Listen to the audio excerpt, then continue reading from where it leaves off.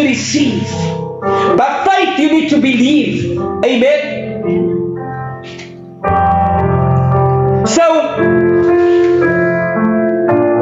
just with that phrase, he tasted death, that we could have life. It refers to Jesus' sacrifice on the cross, as it says there that he was beaten, he was smitten. He went through something that no other human being will ever go through for you. And prophetically the statement means, Pastor Nancy quoted the scripture this morning, John chapter 3 verse 16. For God so loved the world that he gave his only begotten Son, that whoever believes on him shall not perish, but have everlasting life, eternal life.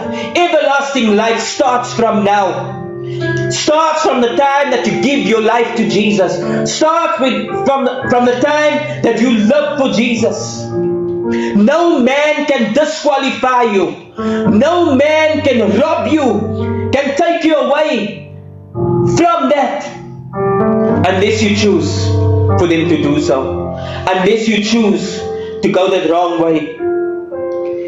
Hebrews chapter 9, but we do see Jesus was made little lower. So basically the sacrifice was a substitutionary sacrifice, because every year an unblemished lamb would have had to come. So they had to look whether this lamb had a spot on it. They had to look for something that was pure. They had to look for something that was set aside.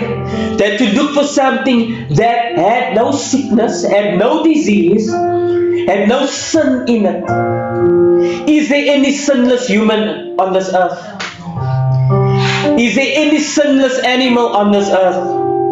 Is there any animal that can take your place? No. So God saw it fit to take his one and only Son, his only begotten Son, to come and die for us. And his only begotten Son was perfect. The Bible says he was sinless. There was no sin in him. When he stood before Caesar, when he stood before the Romans, when he stood before unbelievers, Caesar said, why do you bring this man before us? There is no sin in him. He has done nothing wrong.